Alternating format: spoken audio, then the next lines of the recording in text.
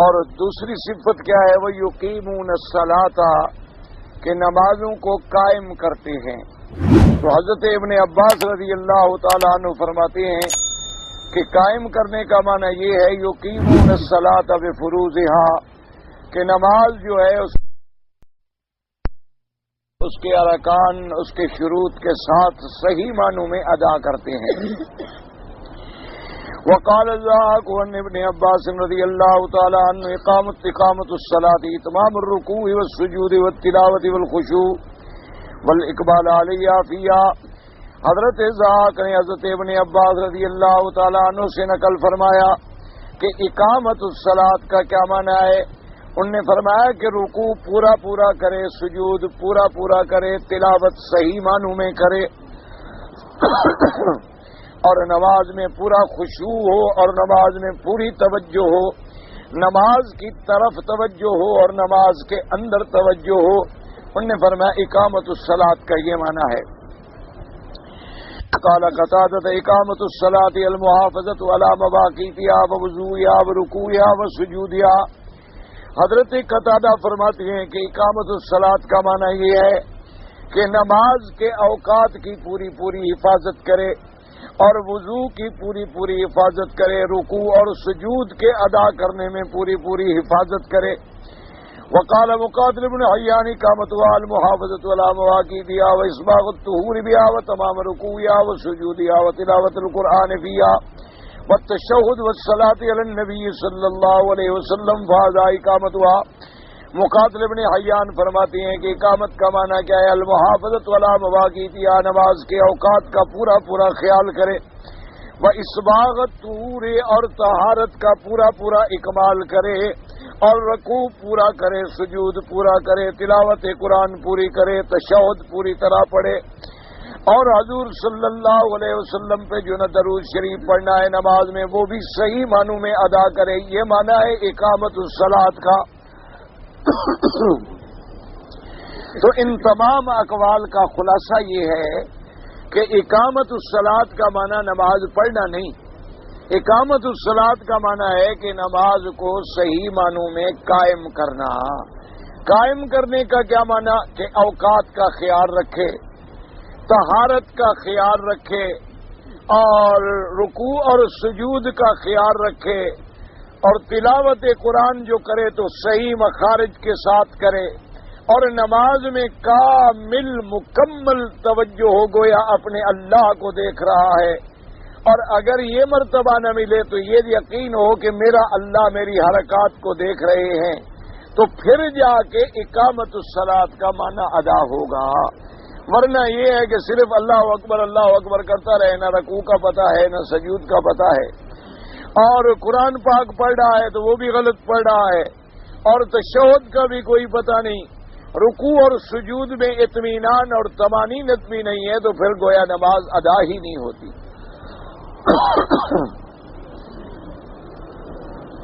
قال علی ابن ابی طلحہ وغیرہ ان ابن عباس ومما رزقناهم ينفقون۔ انہوں نے فرمایا کہ تیسری صفت یہ ہے کہ وہ اپنی زکوٰۃ ادا کریں، قال زکوٰۃ اموالہم، جو اللہ نے زکوٰۃ فرض کی ہے ادا کریں۔ وقال السدی عن نبی مالک وعن نبی صالح عن ابن عباس وعن مرۃ عن ابن مسعود رضی اللہ تعالی عنہ وعن اناس من اصحاب النبی صلی اللہ علیہ وسلم ومما رزقناهم ينفقون قال نفقۃ الرجل علی آلہ وهذا قبل ان تنزل الزکوٰۃ۔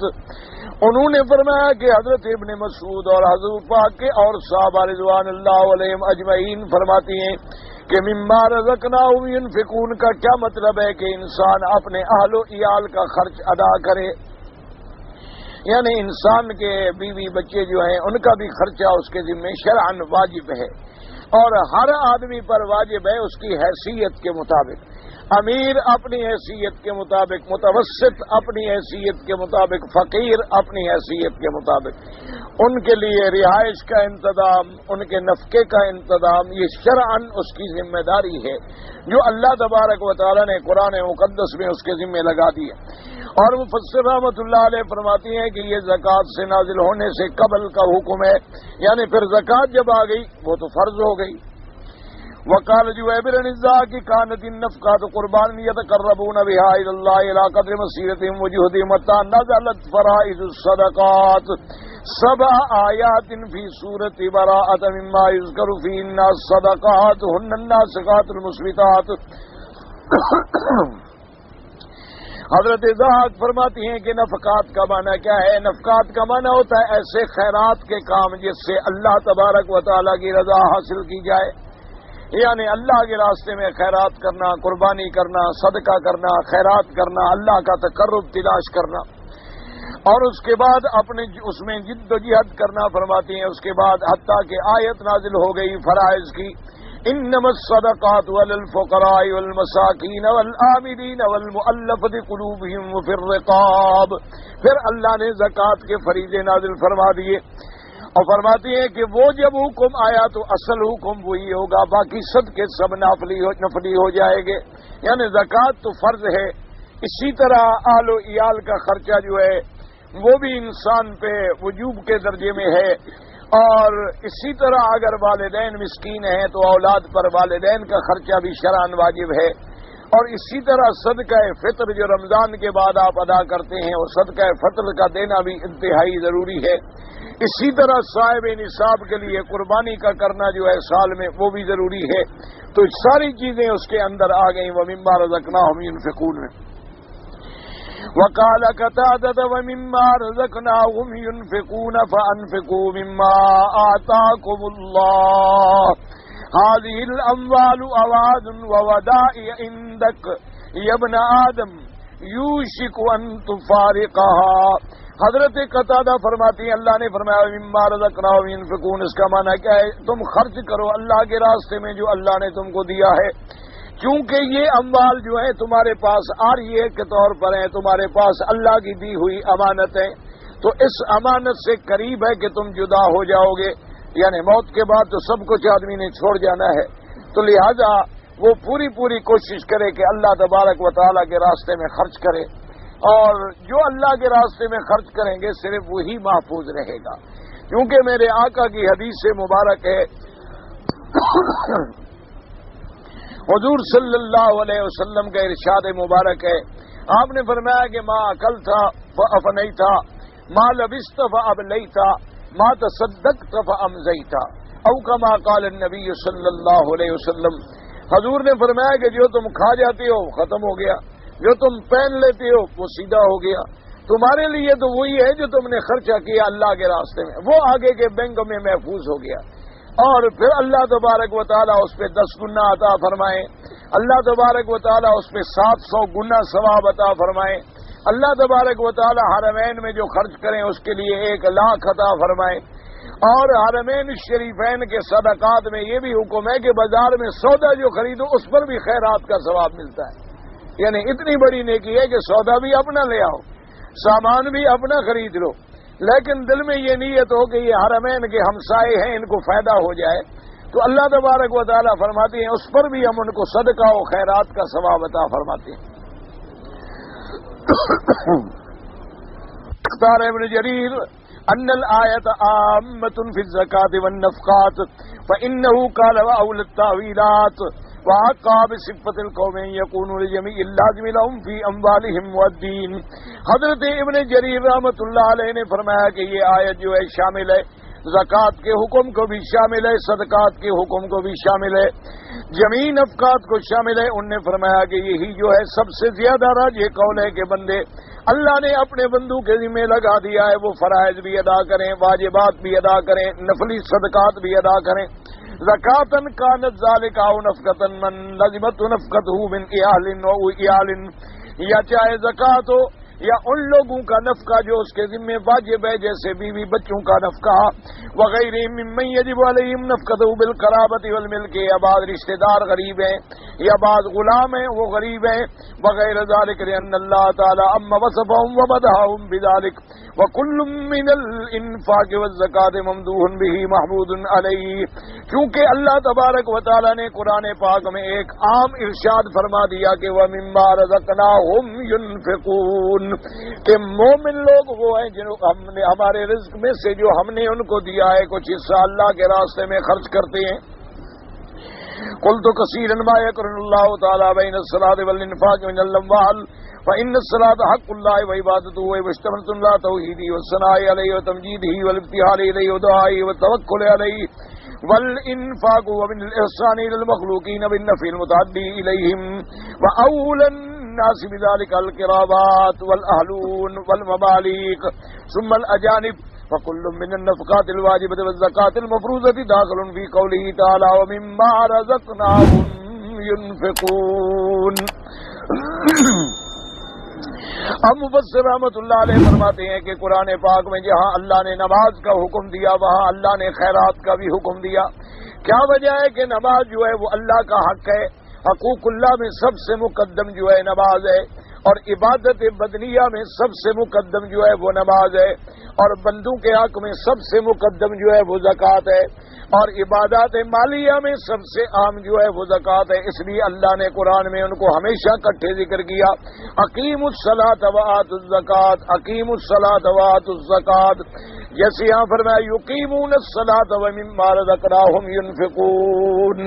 تو اب مفسر رحمۃ اللہ علیہ فرماتے ہیں کہ نماز جو ہے حق اللہ کا حق ہے بندوں پر, اللہ کی عبادت ہے اور نماز جو ہے اس کے اندر توحید بھی آ گئی, ثنا بھی آ گئی, اللہ کی تمجید ابھی آ گئی, اللہ کی طرف عاجزی بھی آ گئی, اللہ سے مانگنا بھی آ گیا, اللہ پہ توکل بھی آ گیا.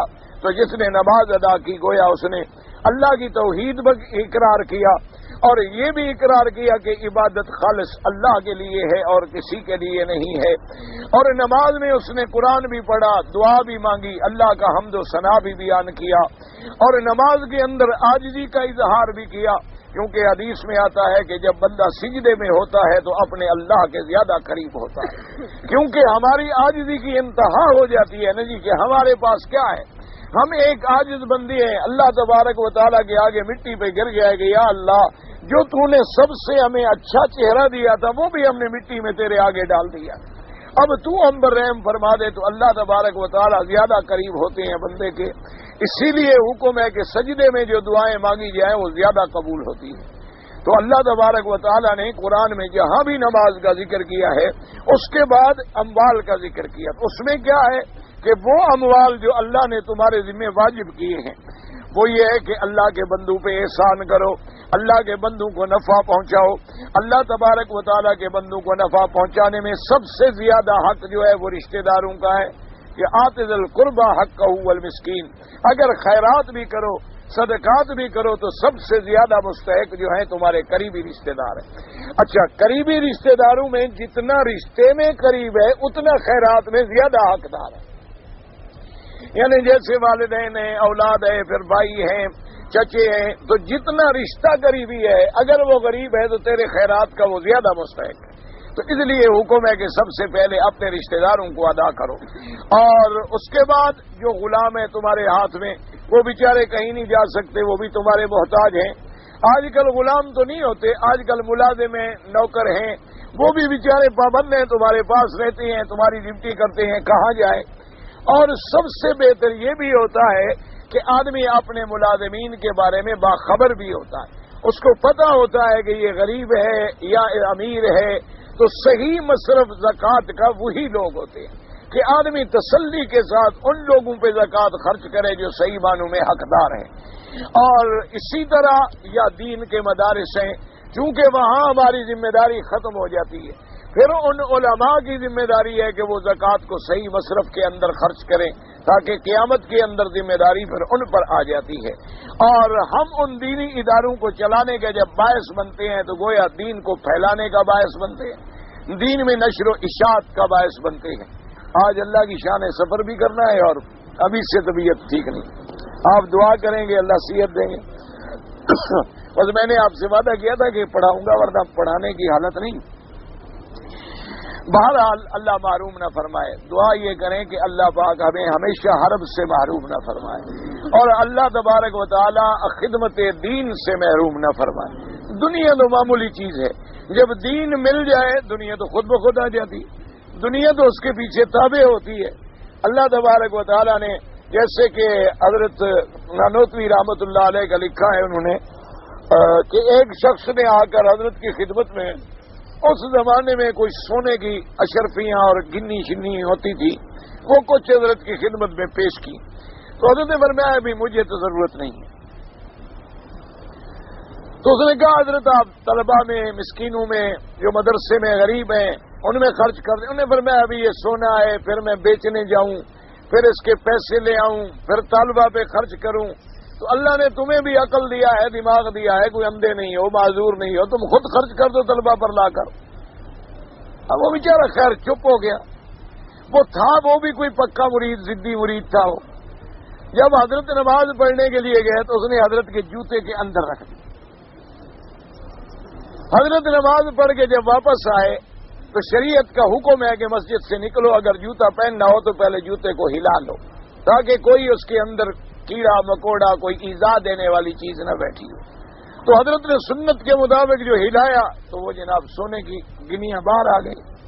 تو حضرت مسکرائے، فرمایا جو لوگ ان کے پیچھے بھاگتے ہیں یہ ملتی نہیں، اور جو لوگ ان کو چھوڑ کے اللہ کے بن جاتے ہیں یہ جوتوں میں پڑتی ہیں۔ تو فرمایا کہ بھائی تم اٹھا لو، میں نے تو نہیں لینی۔ تو بہرحال اصل بات یہ ہے کہ دعا دین کی کیا کریں، دنیا تو دین کے تابع ہے، دنیا تو خود بخود اللہ تبارک و تعالیٰ پھر اچھی کر دیتے ہیں جب دین اچھا ہو جائے۔ اگر آدمی دین پہ آ جائے اور اللہ کا بن جائے، جب اللہ کا بن گیا اللہ تیرا بن گیا، جب اللہ تیرا بن گیا تو ساری چیزیں تیرے اپنی ہو گئی، پھر اس کے اندر مشکل کیا ہوتی۔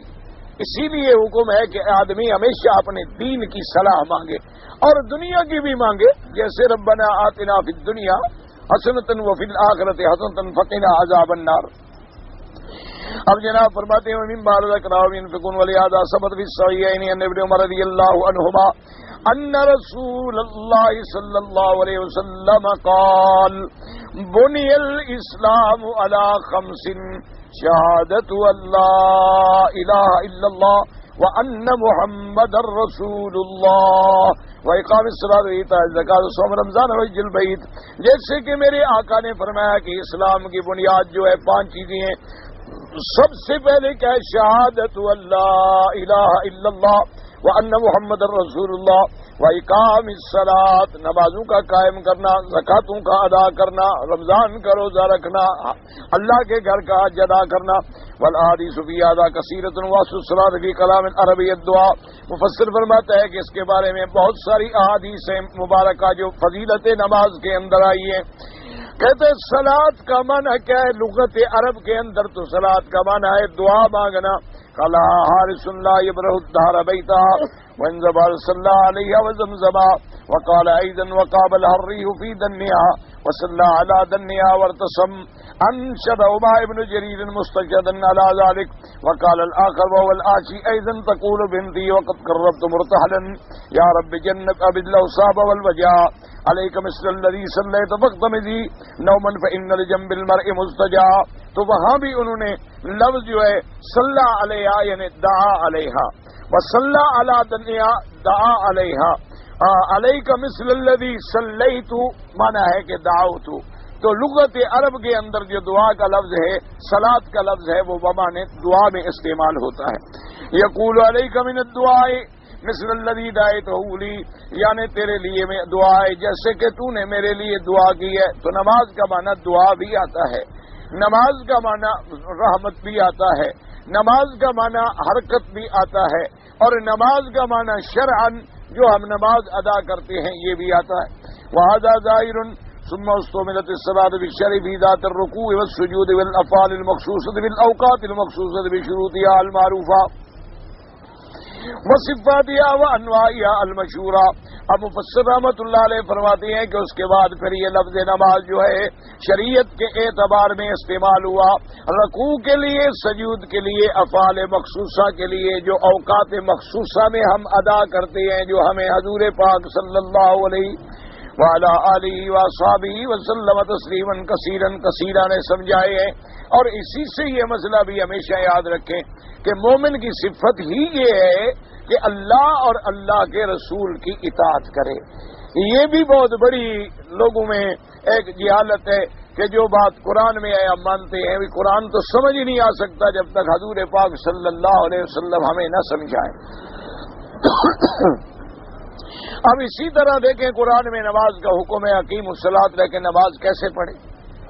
حکم ہے کہ زکوٰۃ ادا کرو، کیسے زکوٰۃ دیں، کیا مقدار ہے، کیا نصاب ہے، کیا اس کی حد ہے، اگر جانور ہوں تو کیا حد ہے، سونا چاندی ہو تو کیا حد ہے، نوٹ ہوں تو کیا حد ہے، عشر ہے تو عشر کی کیا حد ہے، کون سی زمین میں عشر ہے، کون سی زمین میں 20واں حصہ ہے، کون سی زمین چیزوں میں خمس ہے، کون سی چیزوں کے اندر جو ہے آدھا ہے، تو یہ ساری چیزیں ہمیں کون سمجھائیں گے؟ حضرت محمد الرسول اللہ صلی اللہ علیہ وعلی آلہ واصحابہ وسلم تسلیما کثیرا کثیرا۔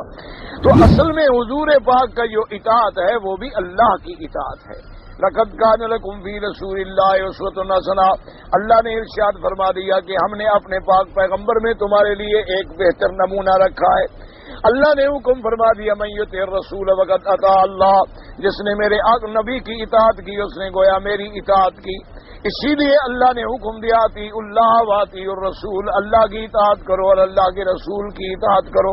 اب اللہ نے حکم دیا کہ نماز پڑھو، حضور پاک نے ہمیں نماز پڑھ کے سمجھا دیا اور ساتھ حکم دے دیا کہ صلو کما رأیتمونی اصلی، اسی طرح نماز ادا کیا کرو جس طرح میں نماز ادا کرتا ہوں۔ تو ساری چیزیں حضور پاک صلی اللہ علیہ وسلم نے بطور نمونہ اپنی امت کے لیے پیش کر دی ہیں قیامت تک کے لیے۔ اس لیے مفسر رحمۃ اللہ علیہ فرماتے ہیں اب شریعت میں نماز کا معنی کیا ہے کہ رکوع ہو، سجود ہو، افعال مخصوصہ ہوں، اوقات مخصوصہ ہوں، اور اس کے جو شروط ہیں، ارکان ہیں کہ بدن پاک ہو، حدث اکبر سے بھی پاک ہو، حدث اصغر سے بھی پاک ہو، یعنی جنابت سے بھی پاک ہو، بے وضو بھی نہ ہو، لباس بھی پاک ہو، جگہ بھی پاک ہو، اور متوجہ الی القبلہ بھی ہو، اور صحیح معنوں میں نماز ادا کرے، پھر جا کر نماز ادا ہوتی ہے۔ اور اسی طرح ایک مسئلہ یہ بھی سمجھ لیں کہ بعض لوگ جیسے ٹرین میں نماز پڑھتے ہیں یا ہوائی جہاز میں نماز پڑھتے ہیں، تو اس میں بھی مسئلہ یہ ہے کہ آپ قبلے کی طرف باقاعدہ رخ کریں، یعنی تحقیق کریں کہ قبلہ کس طرف ہے، معلوم کرنے کے بعد ہر ممکن طریقے سے آپ قبلے کی طرف توجہ ہوں۔ ہاں اگر آپ متوجہ ہو گئے اور پھر وہ تبدیل ہو گیا، پھر آپ کے ذمہ کوئی گناہ نہیں، لیکن یہ مراد نہیں ہوتی کہ اس میں جدھر منہ آئے نماز پڑھ لو، یہ مسئلہ نہیں ہے۔ بعض لوگوں کو یہ غلط فہمی ہو جاتی ہے کہ ابھی گاڑی جا رہی ہے جی ہم کیا کریں، جدھر مرضی آئے جی بیٹھ جاؤ اور پڑھ، یہ مسئلہ نہیں۔ اپنی طرف سے ہم قبلہ پوچھیں گے، معلوم کریں گے، صفت معلوم کریں گے اور اسی کی طرف توجہ کریں گے۔ اور نماز میں یہ بھی یاد رکھیں کہ جب تک کھڑے ہو کر پڑھنا ممکن ہو، فرض نماز بیٹھ کے نہیں پڑھی جاتی، ہمیشہ یاد رکھ لیں۔ یعنی اگر ہم کھڑے ہو کے ادا کر سکتے ہیں تو نماز کھڑے ہو کے ادا کریں گے، چاہے ہوائی جہاز ہو، چاہے ٹرین ہو، چاہے گاڑی ہو، چاہے کوئی چیز ہو۔ اگر کھڑے ہو کر ادا کرنا ممکن ہی نہیں، یعنی کھڑے ہوں گے تو ہم گر جائیں گے، اب خطرہ ہے تو پھر ہم مجبور ہیں، پھر بیٹھ کر بھی نماز ادا کر سکتے ہیں۔ تو اس لیے نمازوں کے معاملے میں بڑی احتیاط کیا کریں۔ اور اسی طرح نماز میں ہر ارکان جو ہے وہ انتہائی آرام سے ادا کریں۔ کیا معنی؟ مثلا اللہ اکبر کریں، یہ نہیں بتا اللہ اکبر، بڑے آرام سے، ادب سے، خشوع سے، اور آپ کی ہتھیلیاں، آپ کے ہاتھ بھی قبلے کی طرف متوجہ ہوں، اور ہاتھ نہ نیچے ہوں اور نہ اوپر ہوں، بلکہ کان کی لو کے برابر ہوں اور متوجہ الی القبلہ ہوں۔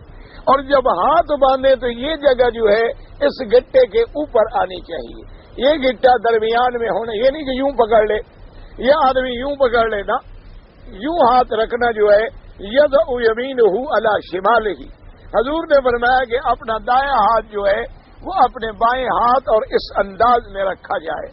اور اسی طرح حکم ہے کہ جب آپ رکوع میں جائیں تو باقاعدہ انگلیوں سے اپنے گھٹنوں کو پکڑ لیں اور پھر اپنی گردن کو اتنا جھکائیں کہ پشت تقریباً برابر ہو جائے، حتی تطمئن راکعا، اور رکوع اتنی آرام سے کریں کہ اس کا ادنا درجہ جو ہے وہ ہے سبحان ربی العظیم، سبحان ربی العظیم، سبحان ربی العظیم، یہ ادنا درجہ، ورنہ 5 دفعہ کہیں، 7 دفعہ کہیں اور 11 دفعہ کہیں، اور نفل نماز ہے تو 21 دفعہ کہیں۔ کیونکہ یہ بھی یاد رکھیں کہ آدمی تہجد میں مثلا 8 رکعتیں پڑھے لیکن جلدی جلدی پڑھے، اس ٹائم میں اگر 2 رکعتیں آرام سے پڑھے تو زیادہ ثواب ہے. یعنی یوں سمجھ لو کہ 8 رکعتوں میں اس نے 10 منٹ لگائے مثال کے طور پر، لیکن 2 رکعتوں میں 10 منٹ لگا لے تو ان 2 رکعتوں کا زیادہ ثواب ہے ان 8 رکعت پڑھنے سے.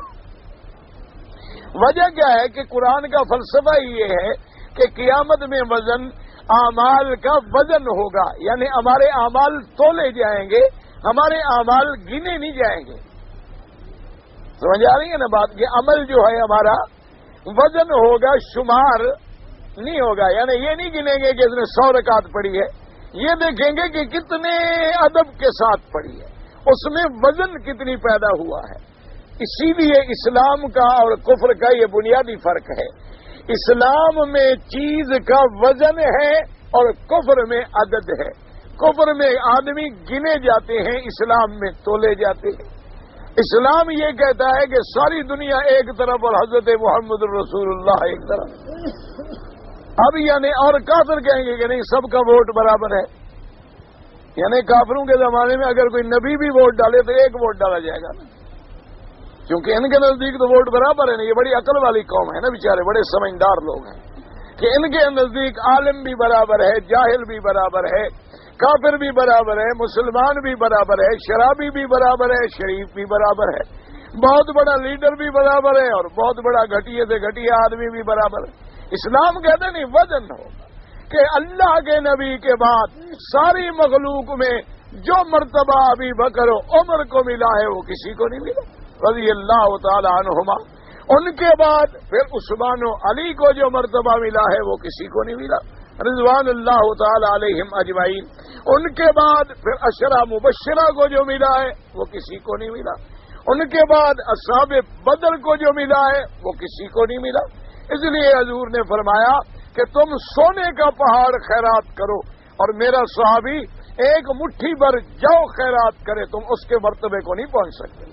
اب سونے کا پہاڑ کا بھی دیکھ لو اور ایک جو مٹھی بھر اس کی قیمت بھی دیکھ لو، یعنی آج کے حساب سے 4 آنے بھی نہیں بنے گی. یعنی تو اگر صحابی 4 آنے خیرات کرے، تم جبل احد کے برابر سونا خیرات کرو، یعنی $1 ارب بن جائیں گے، لیکن ان کا مقابلہ نہیں کر سکتا کہ اس میں جو اخلاص کا وزن ہے وہ تیرے اندر اخلاص کا وزن نہیں. ایک آدمی طواف کرتا ہے دن میں لیکن 2 کرتا ہے، کرتا ادب سے ہے. ایک آدمی 10 طواف کر رہا ہے، دوڑ رہا ہے اور پتہ ہی نہیں ہے، بس وہ اسی چکر میں گن رہا ہے کہ 1 ہو گیا جی، اب 2 ہو گیا جی، اب 3 ہو گیا، وہ چکروں میں ہے وہ. تو اس طواف کا اتنا فائدہ نہیں ہوتا جتنا اس ادب والے طواف کا فائدہ ہوتا ہے.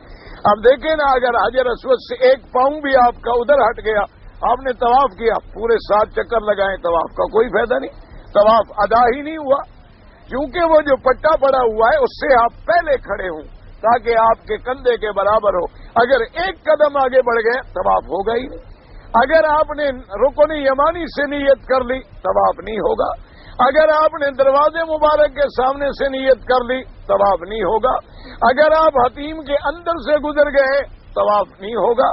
اس لیے نماز کو اور طواف کو سمجھیں تاکہ صحیح طریقوں سے ادا کریں کہ جب آدمی نماز پڑھے تو اس کا دل، اس کا دماغ، اس کا فکر، اس کی پوری توجہ اللہ کی طرف ہو اور وہ بالکل یہ سمجھے کہ مجھے اللہ نے اتنی بڑی نعمت سے نوازا ہے کہ میں اللہ کا قرآن پڑھ رہا ہوں تو گویا اللہ سے کلام کر رہا ہوں.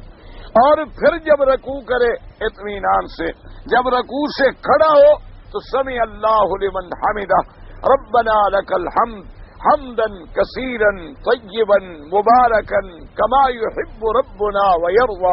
یعنی ایک ایک لفظ ادا کرے، یہ نہیں کہ ربنا لک الحمد ربنا اللہ، یہ کوئی نماز نہیں ہوتی، کوئی نماز جماعت نہیں ہوتی. بالکل آرام سے سبحان ربی الاعلی. آپ آرام سے 1 دفعہ تو 2 رکعت پڑھ کے دیکھیں گے نماز کتنا مزہ دیتی ہے. لیکن جب ہم نماز صحیح پڑھیں گے نہیں تو فائدہ کیا ہوگا. اسی طرح جب رکوع میں جائے تو بعض لوگ جو ہے نا اپنے بازو یوں ڈال دیتے ہیں. تو شریعت میں حکم ہے، حضور نے فرمایا اپنے بازو ایسے نہ بچھایا کرو جیسے کتا بیٹھتا ہے. اتنی سخت حکم دیا حضور صلی اللہ علیہ وسلم. یعنی کیا مانا، اپنے ہاتھ ہتھیلی جو رکھو تو بازو اٹھے ہوئے ہوں. اگر اتنا فاصلہ نہیں، ادھر ادھر آدمی ہے اس کو نہ لگ جائے تو پھر شریعت میں منع ہے. پھر اپنے ہاتھ اتنے کہ زمین پہ بچھے نہیں، زمین سے اوپر اٹھے ہوئے ہوں، چاہے تھوڑے سے بھی اٹھے ہوئے ہوں لیکن اٹھے ہوئے ہوں. اور اس کے بعد ہتھیلیاں جو ہیں انگلیاں برابر ملی ہوئی ہوں. نماز میں سجدے میں یوں نہ ہوں، یا بعض لوگ یوں رکھ لیتے ہیں، یہ بھی ناجائز ہے. یا اٹھتے ہیں تو یوں اٹھتے ہیں، یہ بھی ناجائز ہے. بعض لوگ یوں کر کے اٹھتے ہیں، یہ بھی ناجائز ہے. انگلیاں بالکل سیدھی ہوں، اور جب سجدہ ہو تو انگلیوں کا رخ بھی قبلے کی طرف. سمجھ آ رہی ہے بات؟ جب نماز آپ پڑھیں گے تو آپ کی انگلیوں بھی قبلے کی طرف. اور جب آپ اتحیات میں اور دو سجدوں کے درمیان جب آپ سجدے سے اٹھے تو ایسے بالکل آرام سے بیٹھے کہ ہر ہڈی اور عضو اپنی جگہ پہ آ جائے. اور اس کے بعد اگر دعائیں یاد ہوں، اللہم اغفر لی وارحمنی وارزقنی واہدنی واعف عنی، نہ یاد ہوں تو کوئی اللہم اغفر لی، جتنا یاد ہو اتنی کافی ہے. تو اس لیے نماز کو اس کے ارکان کے ساتھ، اس کے شروط کے ساتھ ادا کرنا جو ہے وہ بڑا ضروری ہے. اور قرآن مجید کی جتنی آیتیں پڑھو وہ صحیح پڑھو. بعض لوگ اللہ معاف کرے قرآن غلط پڑھتے ہیں، اور بعض اتنی فوش غلطی کرتے ہیں کہ قرآن پڑھنے سے الٹا کافر بن جاتا ہے آدمی. جیسے اہدنا الصراط المستقیم صراط الذین انعمت علیہم، یا اللہ ہمیں صراط مستقیم کی ہدایت فرما، راستہ ان لوگوں کا جن پہ تو نے انعام کیا ہے. صراط الذین انعمت، انعمت زبر، اگر نعوذ باللہ کوئی پڑھے انعمتو تو کافر ہو جاتا ہے، کیونکہ انعمت کا معنی کیا ہے؟ جن پہ تو نے انعام کیا. اور اگر کہ انعمتو تو جن پہ میں نے انعام کیا، تو کتنا کفر کی جگہ ہو گئی کہ اللہ کے بجائے آپ آ گیا.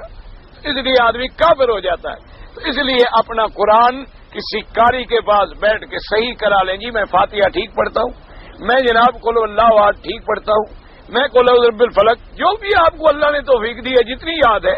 کوئی ضروری نہیں کہ آپ سارا قرآن یاد کریں، آپ صرف ایک دو چھوٹی صورتیں یاد کر لیں، لیکن ان کو صحیح کروا لیں کہ آپ کی پڑھنے کی ادائیگی میں غلطی نہ آئے، مخارج کے اندر غلطی نہ آئے، کہ آپ فرق ہی نہ کر سکیں کہ سین کیا ہے اور شین کیا ہے، سین کیا ہے اور سواد کیا ہے، ضاد کیا ہے اور ضے کیا ہے، طا کیا ہے اور تا کیا ہے. تو یہ اگر آپ فرق نہیں کر سکیں گے تو پھر بھی نماز میں وہ ثواب، وہ کمال نہیں حاصل ہوتا جو نماز کا صحیح حکم ہے.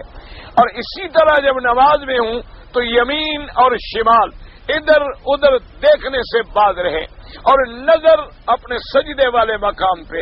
رکوع میں آئے تو نظر قدموں میں آ جائے، اتحیات میں بیٹھے تو نظر آپ کے گویا دامن میں آ جائے.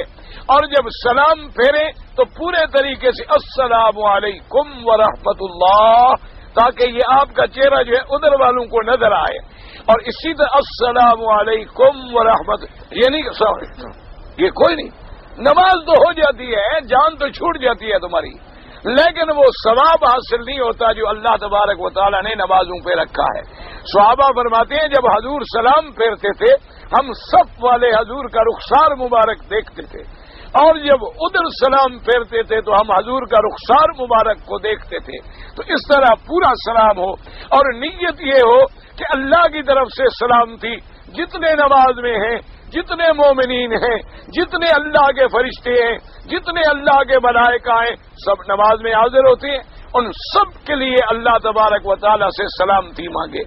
اور ہر نماز کے بعد جو سنت کے مطابق وظیفے ہیں وہ بھی ضروری ہے کہ سبحان اللہ 33 بار، الحمدللہ 33 بار، اللہ اکبر 34 بار، لا الہ الا اللہ وحدہ لا شریک لہ لہ الملک ولہ الحمد یحیی و یمیت وہو علی کل شیء قدیر.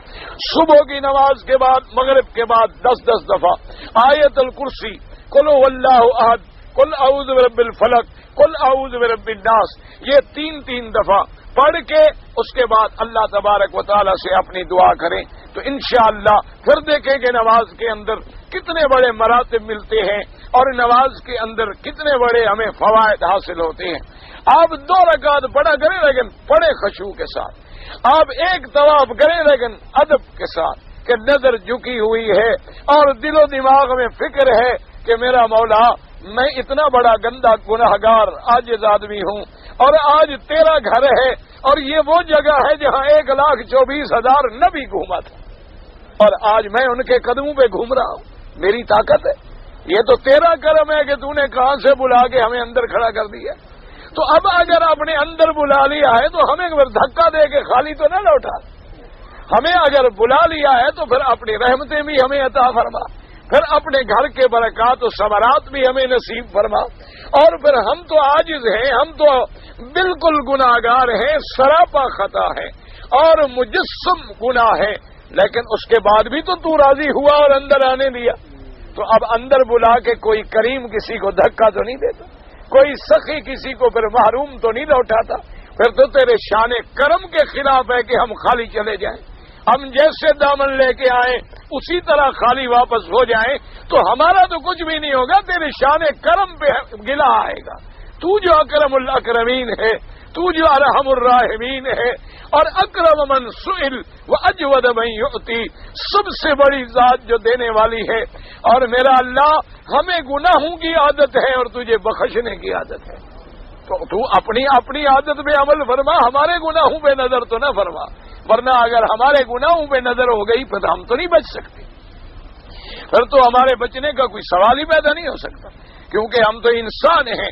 تو اس طرح نمازیں ادا کریں اور اس طرح اپنے طواف ادا کریں، اور قرآن میں جب قرآن پڑھیں تو قرآن کا معنی یہ نہیں ہوتا کہ بس قرآن پڑھیں منظر پڑھیں، قرآن پڑھنے کا معنی یہ ہوتا ہے آپ گویا اللہ سے باتیں کر رہے ہیں، کیوں قرآن کس کا کلام ہے؟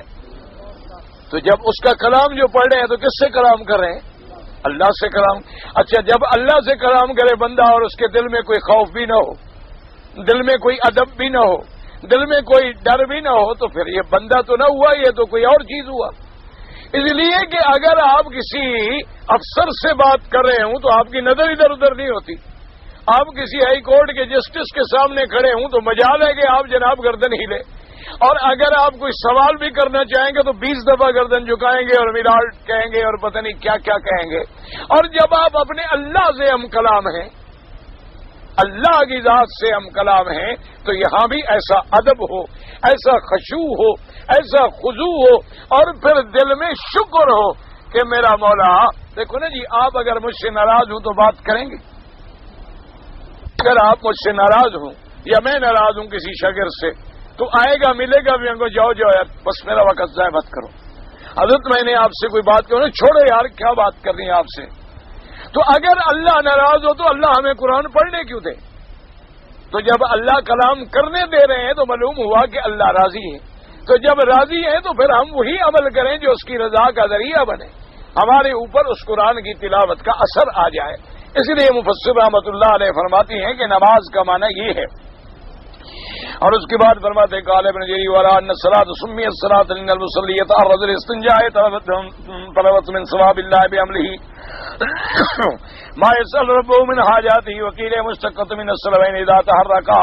ابن جرير فرماتے ہیں کہ نماز کو نماز اسی لیے کہا گیا ہے لان المصلي يتعرض، کیونکہ نماز پڑھنے والا اپنے اللہ کے آگے اپنی حاجات رکھتا ہے، اپنے سوال رکھتا ہے، اپنی آرزویں رکھتا ہے، اور اللہ تبارک و تعالی سے ثواب طلب کرتا ہے۔ وقیل مشتقۃ من الصلوین اذا تحرکا فی الصلاۃ عند الرکوع، اور بعض علماء نے فرمایا کہ صلاۃ جو ہے تاریخ صلوین، صلوین کہتے ہیں اس جگہ کو، یہ جو جگہ ہے نا جی ہماری پشت، تو رکوع میں ہم جاتے ہیں تو یہ حرکت کرتی ہلتے ہیں، تو اس کا معنی بھی حرکت صلوین ہے۔ وما ارکان یمتدان من الزاریۃ دنفان وجب الضم، یعنی اوپر سے یہ ہڈی آ رہی ہے اور یہاں آ کے ختم، تو اس کو حرکت مل رہی ہے، اس کا نام بھی صلاۃ حرکت الصلوین کے نام سے۔ ومن ثم المصلی وهو التعلیل السابق فی حلبۃ الخیل، اور گویا کہ وہ بھی ایسے ہے کہ جیسے نمازی جو ہے جو آگے جیسے گھوڑے دوڑتے ہیں اور پھر ان کے پیچھے آنے والے ہوتے ہیں، تو گویا جو ہم سے سبقت کر گئے، ہم نماز پڑھ کے ان کے پیچھے پیچھے چل کے ان تک پہنچنے کی ہم بھی کوشش کر رہے ہیں۔ وفیہ نظر، فصل کہتے ہیں اس ترجمے پہ مجھے اعتراض ہے. وقیل ہے مشتقۃ من الصلاح وهو الملازم للشيء من قوله تعالی لا يصلحها الا الاشقى اي لا يلزمها ويدوم فيها. اور بعد نے فرمایا کہ صلاۃ جو ہے یہ صلی سے ہے، کیا معنی؟ کسی شے پہ ملازم رہنا، دائم رہنا، قائم رہنا، اس پہ جمع رہنا. جیسے فرمایا لا يصلحها یعنی لا يدوم علیہا، لا يلزمها، اس پہ نہیں دائم رہتا مگر وہ جو بدبخت ہے. وقیل مشتقۃ من تسلیۃ الخشمۃ بالنار، بعد نے کہا کہ نماز کا معنی یہ ہے صلا یصلی، کیا معنی؟ جیسے لکڑیوں پہ آگ جلا کے جلنا. تو جب مومن نماز پڑھتا ہے گویا وہ اللہ کی خشیت میں اپنے قلب و فکر کو جلا رہا ہوتا ہے. بعض علماء نے یہ فرمایا کہ یہ معنی ہے نماز کا. اور فرماتے ہیں ان المصلی یقوم وجه الصراط ان الصراط علی الفحشاء والمنکر وذکر اللہ اکبر واشتقاق من الدعاء سهو شر واللہ تبارک و تعالی عالم. کیونکہ مصلی جو ہے نماز پڑھنے والا وہ بھی اپنے ٹیڑھے پن کو اپنے اللہ کے آگے رکھتا ہے، اور نماز پڑھنے کی برکت سے اللہ اس کو برائیوں سے، اللہ اس کو گناہوں سے، فحشاء سے اور منکر سے روک دیتی ہے. اور اللہ تبارک و تعالی کا ذکر جو ہے وہ سب سے بہت بڑی چیز اور بڑی نعمت ہے. لیکن مفسر فرماتے ہیں واشتقاق من الدعاء هو الاشر والعصا، کہ سب سے مشہور قول یہ ہے کہ صلاۃ کا معنی دعا ہے. یہی قول زیادہ راجح اور مشہور ہے. واما الزکات وزیات الکلام علیہ فی موضع انشاء اللہ تعالی. اب مفسر فرماتے ہیں کہ باقی رہا زکات کا مسئلہ، انشاءاللہ جہاں زکات کی آیت آئے گی وہاں پھر اس کا مفصل ذکر ہوگا. الحمدللہ ثم الحمدللہ. کچھ نہ کچھ آپ کا سبق ادا ہو گیا، اللہ قبول کر لے. یہ تو بہرحال کسی دوست نے لکھا ہے کہ اللہ نے اس کو ایک لڑکا دیا ہے، دعا کریں کہ اللہ اس کو صالح بنائے. اللہ تمام مسلمانوں کے بچوں کو بھی صالح بنائے، اس کو بھی صالح بنائے، اور جو لاولد ہیں دعا کریں اللہ ان کو بھی اولاد عطا فرمائے، اور جن کی اولاد ہے اللہ ان کو قرۃ عین بنائے. اب دیکھیں نا جی، اللہ نے قرآن میں ہمیں کیسے دعا سکھائی کہ ربنا هب لنا من ازواجنا وذریاتنا قرۃ اعین، کہ یا اللہ ہمیں بیویاں اور بچے ایسے دے جو ہماری آنکھوں کی ٹھنڈک ہوں. ایک ہی جملہ ہے آنکھوں کی ٹھنڈک. اب آنکھوں کی ٹھنڈک ہے، دیکھنے میں بھی آنکھوں کی ٹھنڈک ہوں، اور اگر قرار نہ ہو تو سب سے نازک چیز آنکھ ہے. معمولی سی بھی مٹی پڑے تو پھر ٹھنڈک نہیں بن سکتی، تو معمولی سی بھی ان میں غلطی ہوگی تو ٹھنڈک کیسے بنے؟ مانا ہوتا ہے ایسے صالح بنا دے کہ ان کے اندر کوئی ذرہ برابر بھی نقص نہ رہے. اب دیکھو نا جی، ہاتھ پہ مٹی آ پڑے گزارا ہو جائے گا، اگر پاؤں پہ مٹی آ پڑے گزارا ہو جائے گا، لیکن آنکھ میں کوئی تنکا پڑ جائے وہ لگا ہوا ہے بیچارہ. تو آنکھوں کی ٹھنڈک اولاد کب بنے گی؟ کہ جب ان کے عمل، ان کا کردار، ان کے اقوال، ان کی شکل، ان کی صورت سب شریعت کے مطابق بن جائے. اور اسی طرح بیوی آنکھ کی ٹھنڈک کب بنے گی؟ کہ اذا نظر الیہا سرت. حضور نے فرمایا کہ جب بیوی ایسی ہو کہ جب خاوند نظر ڈالے تو اس کو خوشی محسوس ہو، اور جب حکم کرے تو وہ اطاعت کرے، اور جب گھر سے غائب ہو جائے تو اس کی عزت اور مال کی حفاظت کرے. اس لیے ایک ہی لفظ اللہ نے فرما دیا ہے کہ یا اللہ ہماری بیویوں کو، اولادوں کو، ازواج کو، ذریات کو ہمارے لیے آنکھوں کی ٹھنڈک بنا دے. ایک جملے میں اتنی بڑی دعا ہے کہ جو ایسی دعا ہم مانگ ہی نہیں سکتے اور سوچ بھی نہیں سکتے. استغفر اللہ رب العالمین. میرا ایک بھائی ہے جو نشے کی مصیبت میں مبتلا ہے. اللہ پاک جتنے لوگ بھی منشیات میں مبتلا ہیں ان کو توبہ کی توفیق دے، اور ان کو شفائے کاملہ، صحت عاجلہ دائمہ عطا فرمائے. یہ بہت بڑا عذاب ہے، یہ اتنا بڑا عذاب ہے اگر خاندان میں ایک آدمی ہو تو گویا پورا خاندان ڈوب جاتا ہے. اللہ تبارک و تعالی ہر مسلمان کے گھرانے کو محفوظ رکھے.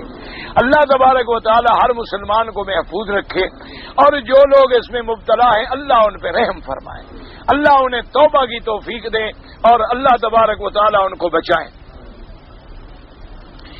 کہتا ہے جی ملتزم پر اگر آدمی پیشانی لگا کے دعا کرے کوئی بات نہیں، ملتزم پہ سینہ لگانا، چمٹ جانا، سب سنت محمد مصطفیٰ ہے۔ تو جب چمٹے گا لازمی بات ہے سینہ بھی لگ سکتا ہے، منہ بھی لگ سکتا ہے، پیشانی بھی لگ سکتی ہے۔ اسی طرح بعض روایات مبارک میں یہ بھی آیا ہے کہ حضور پاک نے حجر اسود پہ بوسہ دیا تو آپ نے دایاں طرف بھی رکھا، بایاں طرف بھی رکھا اور یہ جگہ بھی رکھی، اور اس کے بعد آنسو بہ رہے تھے۔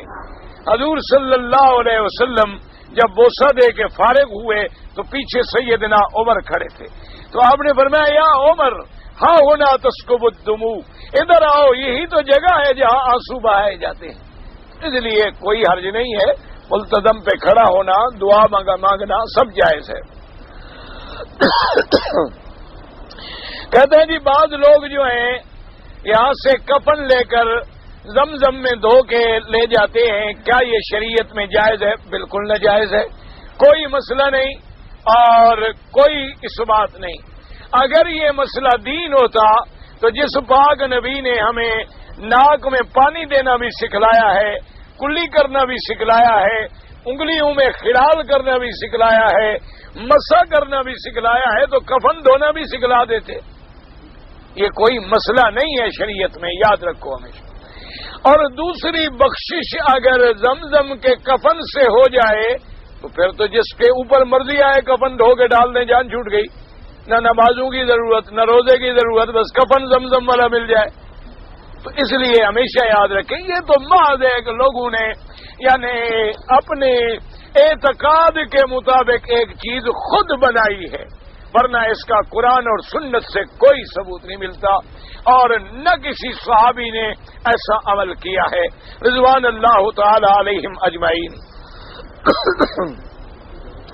کہتے ہیں جی بارش کے دوران لوگ پرنالے مبارک کے نیچے جا کے نہاتے ہیں، یہ بھی کوئی سنت نہیں ہے۔ آپ پورے حرم میں کھڑے ہیں، جہاں بھی پانی پڑ گیا الحمدللہ۔ یہ اور بے ادبی ہے کہ لوگ لڑ رہے ہیں اور کعبے کے اندر یعنی پرنالے مبارک کا پانی جہاں گر رہا ہے یہ تو کعبے کے اندر کا حصہ ہے، تو گویا آپ کعبے کے اندر لڑائی کر رہے ہیں اور دھکے دے رہے ہیں، اور عورتیں ہیں اور مرد ہیں اور کپڑے بھیگ گئے ہیں اور بدن پورا ننگا نظر آ رہا ہے، یہ تو اللہ کے عذاب کو دعوت دینے والی بات ہو گئی۔ تو اگر آپ کو پانی لینا ہے حرم میں کھڑے ہو جائیں، جہاں بھی اللہ کی رحمت برس رہی ہے، سبحان اللہ الحمدللہ، پورا حرم ہے۔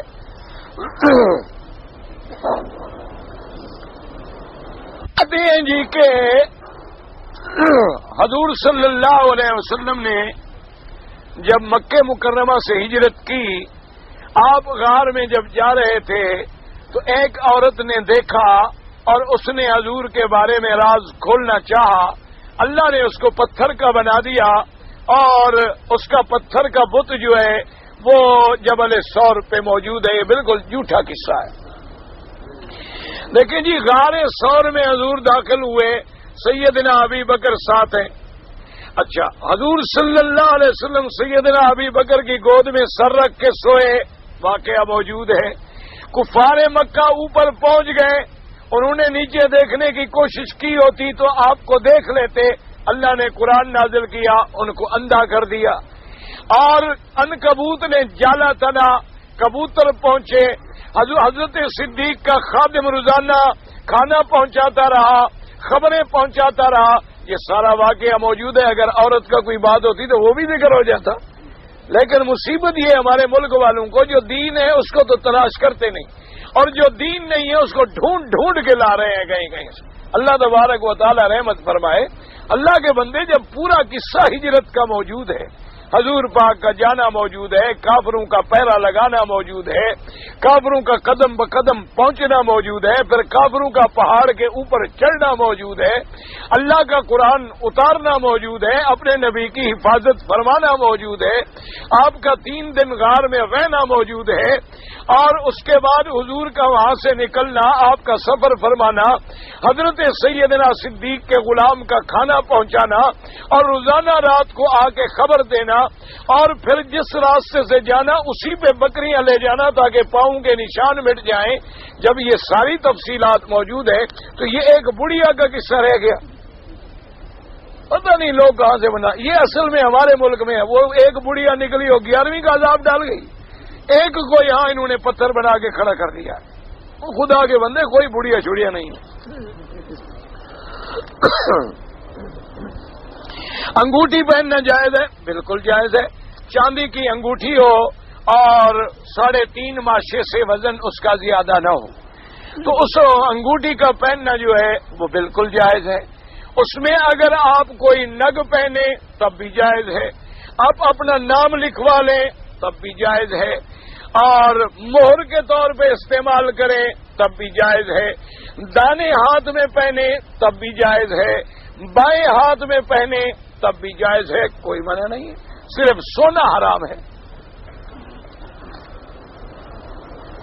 درخواستی مدد العلی الحمدللہ اللہ کی رحمت سے بخیریت ہیں، اللہ کی رحمت ہے۔ آج ہی میری صبح ٹیلی فون پہ بات ہوئی ہے ان کے بیٹے سے، تو اللہ کی مہربانی سے وہ اس وقت تک الحمدللہ آپ لوگوں کی دعاؤں سے صحت مند ہیں اور لاہور میں ہیں، لیکن اسپتال سے باہر تشریف لائے ہیں۔ ایک ان کے دوست ہیں ڈاکٹر دستگیر، ان کے مکان پہ ہیں۔ تو بہرحال اب بھی آپ دعائیں جاری رکھیں، ان کے لیے بھی، ہمارے لیے بھی، اور سب علماء کے لیے بھی۔ اخباروں میں آپ کی تصویریں جب آپ باہر جاتے ہیں بڑی آتی ہیں اور پھر لوگ ہمیں تانا دیتے ہیں، تو میں تو نہیں خود کھینچتا، نہ مجھے شوق ہے، اور اخباروں والے کرتے ہیں تو اللہ ان کو ہدایت دے، اس کے علاوہ تو ہم کچھ کر نہیں سکتے۔ اب یہ ہے نا جی کہ آدمی اپنی طرف سے تو صرف احتیاط ہوتی ہے کہ ہم نہ کریں، لیکن وہ اپنا سب کچھ کر لیتے ہیں۔ ان کے ذرائع اتنے بڑے ہوتے ہیں کہ ہم جتنی بھی کوشش کریں، اور آج کل ذرائع اتنے ہو گئے، چھوٹے چھوٹے تو کیمرے ہوتے ہیں، جیب میں ہوتے ہیں، باتیں کرتے ہوئے بھی وہ لے لیتے ہیں، پتہ ہی نہیں لگتا ہے۔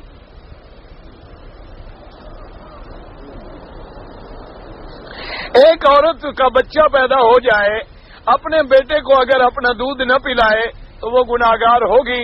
ادارج یہ ہے کہ اگر اس کا یعنی طبی نقطۂ نظر سے کوئی مجبوری نہیں ہے تو اس کے ذمہ ضروری ہے کہ اپنے بچے کو دودھ پلائے، اور اگر کوئی مجبوری ہے، بیماری ہے، دودھ ٹھیک نہیں، یا ڈاکٹر کہتے ہیں کہ بچے کو پلانا مناسب نہیں، پھر کوئی حرج نہیں۔ اگر کوئی مسافر پوری نماز پڑھے، نماز تو ہو جائے گی لیکن وہ مخالفت کرے گا۔ جب اللہ نے رعایت کی ہے تو رعایت سے فائدہ اٹھاؤ۔ اللہ تبارک و تعالیٰ نے ایک تحفہ دیا ہے، اللہ نے ایک رعایت کی ہے سفر میں کہ بھی 2 رکعت پڑھو 4 کے بجائے، تو جب اللہ ہمیں رعایت دے تو اس کا فائدہ اٹھانا بھی ضروری ہے۔ حضور نے فرمایا جیسے عزیمت پہ عمل ضروری ہے اسی طرح رخصت پہ بھی عمل ضروری ہے۔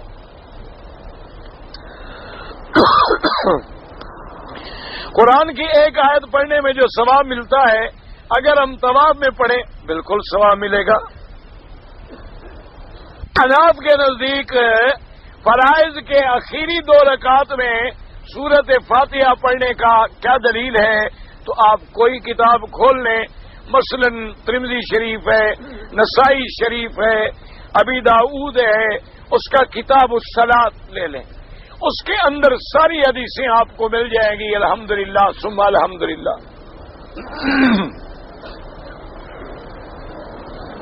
ایک کام اگر ہمارے ملک میں رشوت کے بغیر نہ ہو تو ہم کیا کریں؟ اگر آپ کا حق ہے اور وہ ظالم ہے بغیر رشوت کے حق آپ کا نہیں دیتا، آپ مجبور ہیں، تو اب آپ پر گناہ نہیں ہوگا، لینے والے پر گناہ ہوگا۔ لیکن اگر آپ یعنی پیسے دے کے کوئی ناجائز کام کرانا چاہتے ہیں تو پھر لینے والے پر بھی لعنت ہے اور دینے والے پر بھی لعنت ہے۔ ایک یہ کہ آپ مظلوم ہیں، اگلا ظالم ہے، تو اب اس کے ظلم سے بچنے کے لیے اگر آپ کو دینا پڑا ہے تو پھر آپ پر گناہ نہیں ہوگا، لینے والے پر گناہ ہوگا۔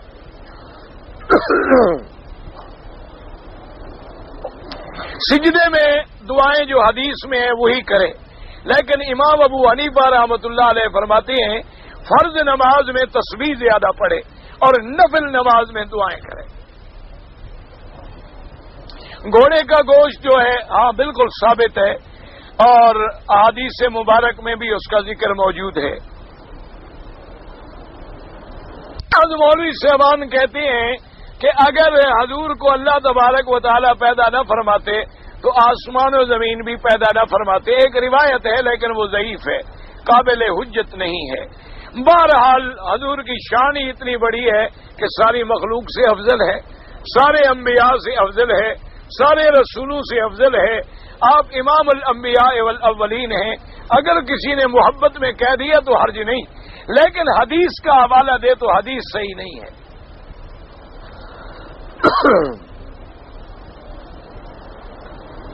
اگر کسی نے عمرہ کیا اور 2-3 بال ادھر ادھر سے کاٹے، ایک بکری دم دینی ہوگی، آپ سر پہ اس طرح پھروائیں، اگر بال بڑے ہیں تو چوتھا حصہ بالوں کا سارے سر سے کٹ جائے، پھر جا کے آپ کا عمرہ ادا ہوگا۔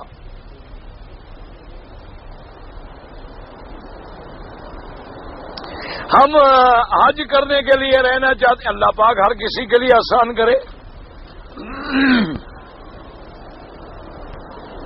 میں پہلی دفعہ آیا ہوں عرب میں، بغیر احرام کے میں داخل ہو گیا عرب میں۔ اب مجھے پتہ چلا ہے کہ 10 آدمیوں کو کھانا کھلانا پڑے۔ نہیں جناب، آپ کو ایک بکری دینی پڑے گی، 10 آدمیوں کا کھانا آپ نے غلط سنا ہے۔ آپ کو احرام باندھنا تھا اپنے ملک کے ایئرپورٹ سے، آپ بغیر احرام کے آگے تجاوز میقات کیا، ایک بکری بطور دم حرم میں یعنی مکے میں لے کر ذبح کر کے مسکینوں کو کھلائیں۔ ایک لڑکا بیمار ہے، اللہ تمام بیماروں کو شفا عطا فرمائے۔ اگر ایک آدمی نے خودکشی کر لی ہے تو اس کے لیے نماز پڑھی جائے گی۔ بعض علماء نے فرمایا کہ نماز تو جائز ہے لیکن بڑے بڑے علماء نہ پڑھیں تاکہ لوگ پھر اس معاملے میں اور آگے نہ بڑھیں۔ اور مغفرت کی دعا بھی ہو سکتی ہے، جب جنازہ ہو سکتا ہے تو مغفرت کی دعا بھی، کیونکہ ہم یہ نہیں کہیں گے کہ وہ کافر مر گیا، اس نے ایک ایسا گناہ کیا ہے جس کا اتنا بڑا سخت عذاب آیا ہے حدیث میں کہ جو عمل اس نے کیا اسی طرح پھر جہنم میں کرتا رہے گا، لیکن اللہ معاف کر دے چونکہ کفر پر تو نہیں مرا، اللہ تبارک و تعالیٰ قادر ہے۔ بہرحال اگر کوئی کفر پہ مر جائے، کوئی شرک پہ مر جائے تو اس کے بعد اس کی مغفرت کی دعا جائز نہیں ہے، بلکہ علماء نے فرمایا قرآن میں جو دعا آتی ہے ربنا اغفر لی ولوالدی وللمؤمنین یوم یقوم الحساب، اگر ایک آدمی کا ماں باپ کافر تھا، جب وہ یہ دعا کر رہا ہے تو والدین کا نام تو لے رہا ہے، تو اس کے لیے دعا کیسے ہوگی؟ تو علماء نے فرمایا کہ اس کی دعا کا فائدہ حضرت آدم علیہ السلام اور حضرت حوا علیہ السلام کو ہوگا۔ اگر اس کے والدین کفر پہ مر گئے ہیں ان کے لیے دعا جائز بھی نہیں اور ان کو فائدہ بھی نہیں ہوگا۔ واللہ تعالی اعلم وعلمہ اتم۔ اللہم صلی علی سیدنا محمد وعلی آل سیدنا محمد کما صلیت علی ابراہیم وعلی آل ابراہیم فی العالمین انک حمید مجید۔ یا اللہ یا رحمان یا رحیم یا حی یا قیوم یا ذی الجلال والاکرام۔ اللہم انت الصائب فی السفر والخلیفۃ فی الاہل۔ اللہم یسر امورنا، اللہم یسر امورنا، اللہم یسر امورنا مع الراحۃ لقلوبنا وابداننا والسلامۃ والعافیۃ فی دیننا ودنیانا۔ اللہم انا نسألک من الخیر کلہ عاجلہ وآجلہ ما علمنا منہ وما لم نعلم۔ اللہم انا نعوذ بک من الشر کلہ عاجلہ وآجلہ ما علمنا منہ وما لم نعلم۔ یا الہ العالمین، یا ارحم الراحمین، عالم اسلام کی عزت کا فیصلہ فرما، یا اللہ کفر کی ذلت کا فیصلہ فرما، یا اللہ جتنے اسلامی ملک ہیں ان میں قرآن و سنت کا قانون نافذ فرما، یا اللہ مسلمان کشمیر میں ہیں، افغانستان میں ہیں، بورسنا اور ہرسک میں ہیں، فلسطین اریتریا میں ہیں، اراکان میں ہیں، برما میں ہیں، بہار میں ہیں، بنگلہ دیش میں ہیں، ہندوستان میں ہیں، پاکستان میں ہیں، جس ملک میں ہیں ان کی جان مال آبرو عزت کی حفاظت فرما۔ یا الہ العالمین مسلمانوں پہ اپنی رحمت کا نزول فرما، یا اللہ ہماری خطائیں معاف فرما، یا اللہ ہمارا سفر اپنی رضا کے لیے بنا، یا اللہ تمام وسائل سفر سے اور پریشانیوں سے نجات عطا فرما، یا اللہ ہماری ظاہری اور باطنی بیماریاں دور فرما، یا اللہ ہمیں اپنے دین کے کلمے کو بلند کرنے والا بنا، یا اللہ پوری دنیا میں ہمیں توحید و سنت کا داعی بنا، یا اللہ ہمیں بدعت کے مٹانے والا بنا، یا اللہ ہمیں دشمنوں کے شر سے محفوظ فرما، یا اللہ ہمیں حاسدین اور مخالفین کے شر سے محفوظ فرما، یا اللہ ہماری ہر قدم پہ اپنی رحمت سے حفاظت فرما، یا الہ العالمین، یا ارحم الراحمین، یا الہ العالمین تمام اسلامی ملکوں میں اپنی رحمت نازل فرما دے، یا اللہ عرب بلوچستان کی حفاظت فرما دے، یا اللہ فلسطین کے مسلمانوں پہ رحم فرما دے، یا الہ العالمین حرمین الشریفین کو قیامت تک محفوظ فرما، ہر فتنے سے محفوظ فرما، یا اللہ جو ان کی خدمت کر رہے ہیں حرمین کی ان کی حفاظت فرما، ان کو اور زیادہ سے زیادہ خدمت حرمین کی توفیق عطا فرما، یا الہ العالمین یا ارحم الراحمین۔ ہمیں تو مانگنا بھی نہیں آتا، بغیر مانگے اپنی شان کے مطابق عطا فرما، سب کے دامن اپنی رحمتوں سے بھر دے، جن دوستوں نے دعا کے لیے لکھا ہے نہیں لکھا سب کی حاجتیں پوری فرما، سب کی آرزویں پوری فرما، سب کی تمنائیں پوری فرما، ہمیں اپنے دروازے سے محروم نہ فرما، یا اللہ ہمیں خدمت قرآن سے محروم نہ فرما، ہماری اولادوں کو محروم نہ فرما، ہمارے خاندان و ذریات کو محروم نہ فرما، ان کو ہمارے لیے قرۃ عین بنا، یا الہ العالمین۔ اللہم انا نسألک من الخیر کلہ عاجلہ وآجلہ ما علمنا منہ وما لم نعلم، اللہم انا نعوذ بک من الشر کلہ عاجلہ وآجلہ ما علمنا منہ وما لم نعلم، سبحان ربک رب العزۃ عما یصفون وسلام علی المرسلین والحمد للہ رب العالمین، آمین برحمتک یا ارحم الراحمین۔ تو تمام طلبہ سے صرف ایک درخواست ہے کہ دعا کریں بس، صحت کے لیے، عافیت کے لیے اور حفاظت کے لیے اور خیریت سے سفر کے لیے۔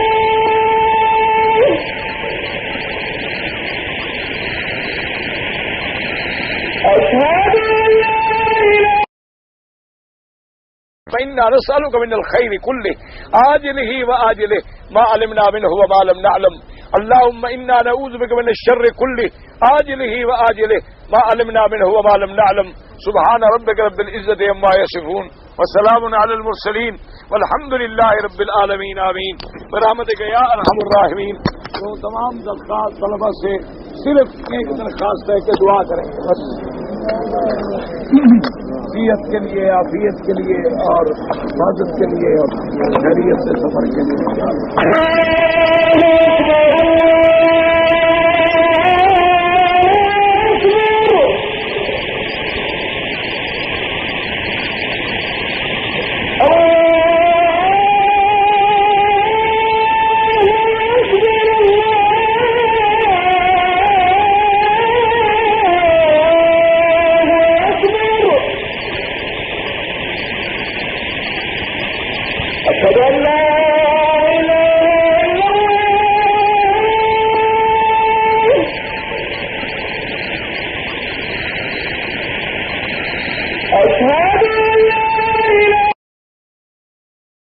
فإنا نسألك من الخير كله عاجله وآجله ما علمنا منه وما لم نعلم، اللهم إنا نعوذ بك من الشر كله عاجله وآجله ما علمنا منه وما لم نعلم، سبحان ربك رب العزة عما يصفون وسلام على المرسلين والحمد لله رب العالمين، آمين برحمتك يا ارحم الراحمین۔ تو تمام طلبہ سے صرف ایک درخواست ہے کہ دعا کریں بس، صحت کے لیے